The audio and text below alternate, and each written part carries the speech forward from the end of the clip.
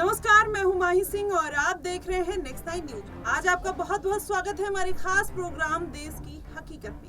आज बात करने वाले हैं बृजभूषण शरण सिंह की। जिस तरीके से कैसरगंज सीट कहीं ना कहीं हॉट सीट बनकर सामने आई थी और लोकसभा चुनाव के बीच इस तरीके की जब कवायद निकल कर आई कि बृजभूषण शरण सिंह महिला पहलवानों के मामले में दोषी हैं, तो ऐसे में और खरमंडल मचता हुआ नजर आया। आपको बता दें, कैसरगंज सीट पर जब बृजभूषण शरण सिंह के टिकट कटने को लेकर एक सियासी बवाल मचता हुआ नजर आया। उसके बाद कहीं ना कहीं ये अटकलें लगाई जाने लगी कि बृजभूषण शरण सिंह को कहीं जेल ना जाना पड़ जाए। और जिस तरीके से बृजभूषण शरण सिंह ये बात बोलते हुए नजर आए थे कि 99% उनको ही टिकट मिलेगा, लेकिन ऐसा कुछ नहीं होता है। अब क्या बृजभूषण शरण सिंह के ऊपर कोर्ट केस चल रहा है? क्या उनकी मुश्किलें बढ़ेंगी या उनके बेटे को जिस तरीके से टिकट दिया गया है, उनके बेटे अपने क्षेत्र में अपने पिता की तरीके से काम कर पाएंगे, जीत दर्ज कर पाएंगे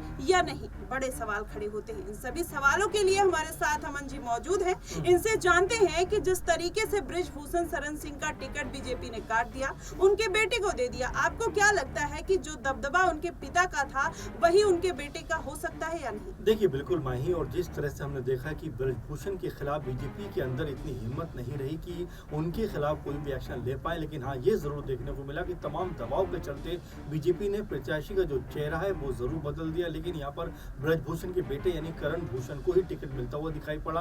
अब जिस तरह का आपने सवाल किया है कि क्या करण भूषण उतनी कह सकते हैं कि कैसरगंज में उतनी लोकप्रियता हासिल उनको है कि वो यहाँ पर जीत दर्ज कर सके। देखिए, करण भूषण के नाम पर नहीं माही, लेकिन बृजभूषण के नाम पर जरूर कह सकते हैं वोट मिलता हुआ नजर आएगा। आप देखिए, 91 के बाद से जिस तरह से बृजभूषण लगातार कैसरगंज और आसपास की सीटों पर एक्टिव रहे हैं, वो ये बताता है कि उनकी साख इतनी मजबूत है कि उनसे चुनाव छिटक कर दूसरे पाले में जा ही नहीं सकता। लेकिन क्या उनके बेटे करण भूषण के अंदर वो काबिलियत है, ऐसा उनके अंदर हुनर है, वो लोगों से कह सकते हैं कि इंटरेक्ट करने का क्षमता जो बृजभूषण के अंदर है, क्या वो करण भूषण के अंदर? ये तमाम सारे सवाल हैं जो लगातार बनते चले जा रहे हैं कि क्या करण भूषण को टिकट देकर बीजेपी ने कहीं कोई गलती तो नहीं कर दी। देखिए, दरअसल मामला आपने जो शुरुआत में कहा कि अगर बृजभूषण के खिलाफ ये फैसला आता है तो यहाँ पर करण भूषण की मुश्किलें क्या नहीं बढ़ेंगी? देखिए, बिल्कुल बढ़ेंगी, क्योंकि विपक्ष इसी तलाश में है कि बृजभूषण के खिलाफ अगर अदालत से कोई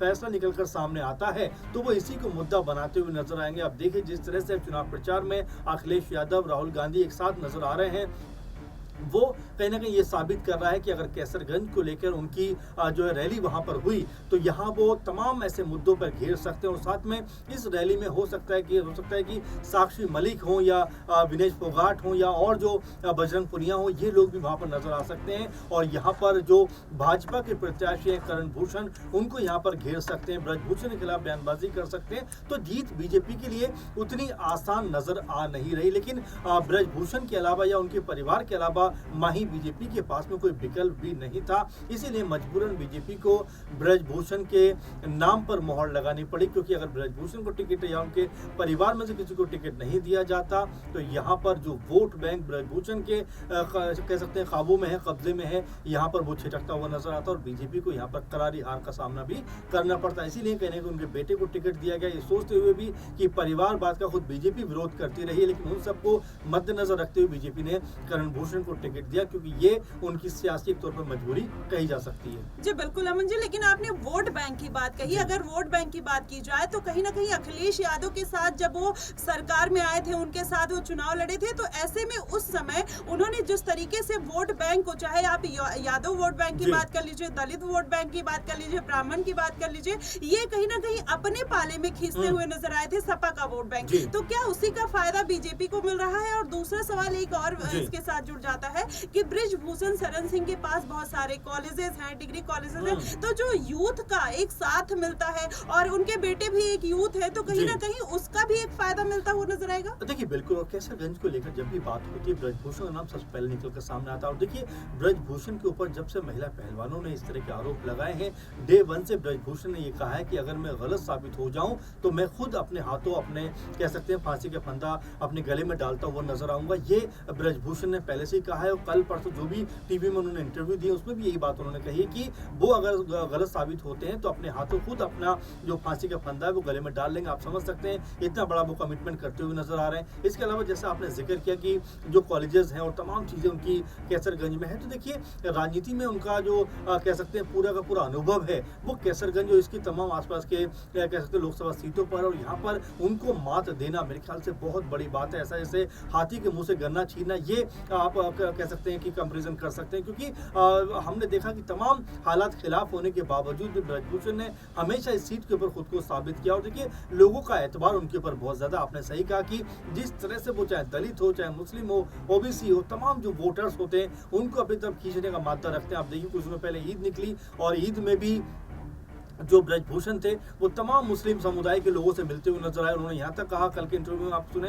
कि उनके घर पे हर रोज 300-400 के आसपास मुस्लिम आते हैं, बातचीत करते हैं, यानी कि किस तरह का उनका कह सकते हैं कि सभी धर्मों के साथ में उठना बैठना है। और इसी ताकत की वजह से हर बार वो एक बड़े कह सकते हैं अंतर से चुनाव जीतते हुए नजर आते हैं। लेकिन उनके बेटे जिस तरह से इस बार चुनावी मैदान में है, तो क्या जो बाप के साथ में लोगों का उठना बैठना है, ब्रजभूषण के साथ में जिस तरह से लोगों का एक कनेक्टिविटी है, क्या वो बेटे के साथ में हो पाएगी करण भूषण के साथ में? और क्या लोग अब करण भूषण को टिकट देते हुए नजर आएंगे, जबकि इतने बड़े संगीन आरोप उनके पिता पर लगे हुए हैं? क्योंकि इससे पहले शायद इस तरह के आरोप नहीं थे, तो जीत आसान थी ब्रजभूषण की। लेकिन इस बार चूंकि इलेक्शन अपने आप में अलग तरह का है, यहाँ पर जो महिला पहलवान उन्होंने जैसे आरोप ब्रजभूषण पर लगाए, तो क्या उसको मद्देनजर रखते हुए महिलाओं को वोट बैंक खासकर क्या वो ब्रजभूषण के पक्ष में जाता हुआ नजर आएगा?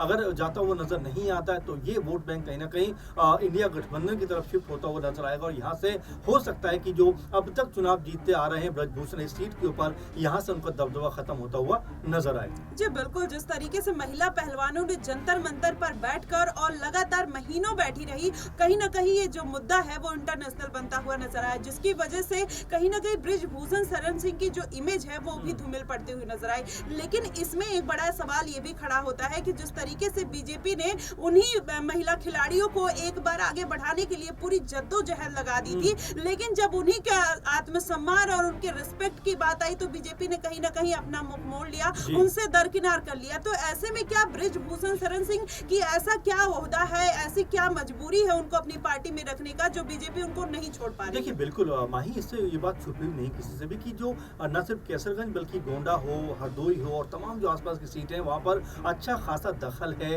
ब्रजभूषण का। और साथ में देखिए राजपूत वोट बैंक, यानी कि जो वोट बैंक के लगातार राजपूत समुदाय नाराज भी बताया जा रहा है बीजेपी से। हम पश्चिम यूपी की बात करें, वहाँ पर तमाम राजपूत समुदाय के लोगों ने बीजेपी के खिलाफ प्रदर्शन भी किया, वोट न देने की अपील भी, क्योंकि धनंजय सिंह को जिस तरह से ठीक चुनाव से पहले जेल में बंद करवाया गया, इसके अलावा ब्रजभूषण के ऊपर जिस तरह के मामले रहे, बहुत सारे लोगों ने ये कहा कि खुद बीजेपी ब्रजभूषण की ताकत को कम करना चाहती है, इसीलिए इस तरह के आरोप जो है दिखाई पड़ते हैं। और देखिए जिस तरह से ब्रजभूषण ने इंटरव्यू में ये बात भी कही कि मेरे नेता जो है मोदी हैं, और योगी के बारे में उन्होंने कोई बात नहीं कही कि मैं उनके बारे में बात नहीं करना चाहता, तो आप समझ सकते हैं कहीं ना कहीं उनके खिलाफ भी कोई साजिश ऐसी रची जा रही है जिससे उनकी छवि धूमिल होती हुई नजर आ रही है। अब क्या इसमें बीजेपी के कुछ लोग शामिल हैं? क्या बीजेपी के नेता कहीं ना कहीं उनके पीछे हाथ धोकर पड़े हुए हैं? क्योंकि ऐसा लगातार कहा जा रहा था कि जब सीएम पद को लेकर बात हुई, क्योंकि ब्रजभूषण काफी सीनियर माने जाते हैं योगी से, उस समय ब्रजभूषण का नाम भी सामने था, लेकिन ब्रजभूषण को बड़े तवज्जो ना देकर योगी जी को तवज्जो दी गई। इसी बात से हो सकता है कि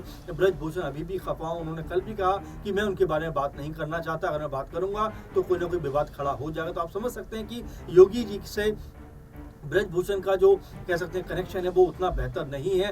बुलडोजर पे भी उन्होंने कई बार सवाल खड़े किए, तो आप समझ सकते हैं कि उत्तर प्रदेश में जो कह सकते हैं योगी राज है उससे ब्रजभूषण बहुत ज़्यादा खुश नहीं है। लेकिन ये ज़रूर है कि पीएम मोदी को कहते हैं कि वो मेरे नेता हैं, उनके कह सकते हैं अनुसरण में हमेशा करता रहूँगा। तो आप मिला जुला कर समझ सकते हैं कि ब्रजभूषण को लेकर जो बीजेपी के अंदर भी जो इमेज है, या जो कह सकते हैं कि जो उनका पावर होना चाहिए, हालांकि आलाकमान में तो है, लेकिन उत्तर प्रदेश में कहीं ना कहीं उनके ही नेता उनसे खफा नजर आते हैं। इसीलिए वो कहते हैं कि जो मैंने काम किया है वो कुछ दिनों में सामने आ जाएगा, और मैं ये कहता हूं कि मैंने कोई भी गलत काम नहीं किया है। चाहे आप कुछ भी कर लीजिए, किसी भी लेवल पे जांच कर लीजिए, मैं निर्दोष साबित निकलूंगा। पहले भी ऐसे कई बार मेरे साथ हो चुका है, 13-14 लोग मेरे साथ बंद हुए, 12-13 तो दोषी पाए गए, लेकिन मैं अकेला ऐसा था छूटकर बाहर आ गया। तो इतना कॉन्फिडेंस ब्रजभूषण के अंदर है। अब देखना होगा कि ये जो कॉन्फिडेंस है ये उनके बेटे के काम आने वाला है, उनके बेटे को इस कॉन्फिडेंस पे टिकट मिलने वाले हैं, क्योंकि इस बार का का चुनाव पहले के चुनावों से काफी अलग होने वाला है, क्योंकि अब